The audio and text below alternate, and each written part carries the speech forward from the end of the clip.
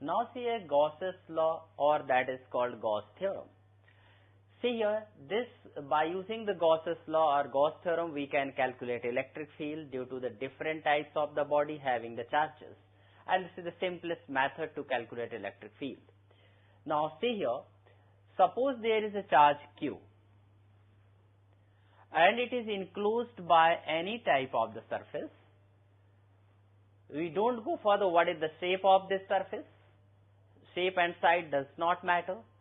So actually, if this charge is enclosed by this surface, then the total flux through this surface, total electric flux through this closed surface is given by here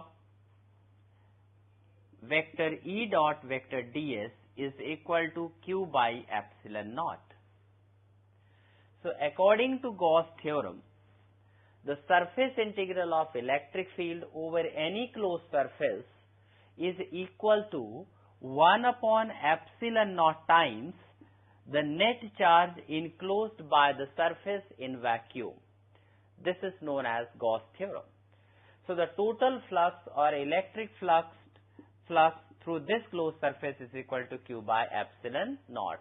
This flux is independent of the shape and size of the surface here. So now we can explain this Gauss theorem here, or we can take its illustration. Suppose you have got any charge Q here.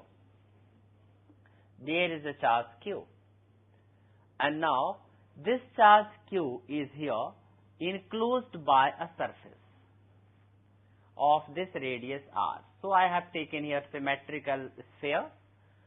So this charge is enclosed by here this sphere.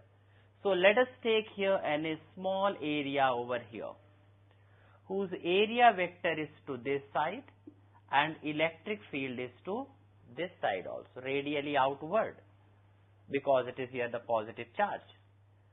So now we can write vector E dot vector ds is equal to E ds cos theta. Theta is equal to 0. So we can write here E ds. E at this distance r is Q upon 4 pi epsilon naught r square into, here we can take integration of this closed surface, that is ds.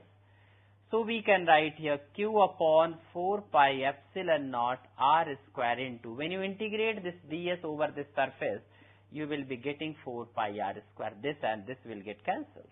So you will be getting Q by epsilon naught. So the total flux due to this charge through this spherical surface is equal to Q upon epsilon naught. And this sphere, when it is drawn here, you know, and this for the calculation of the electric flux or the electric field, so this surface is known as here Gaussian surface. And Gaussian surface is drawn in such a way that at every point electric field remains same here.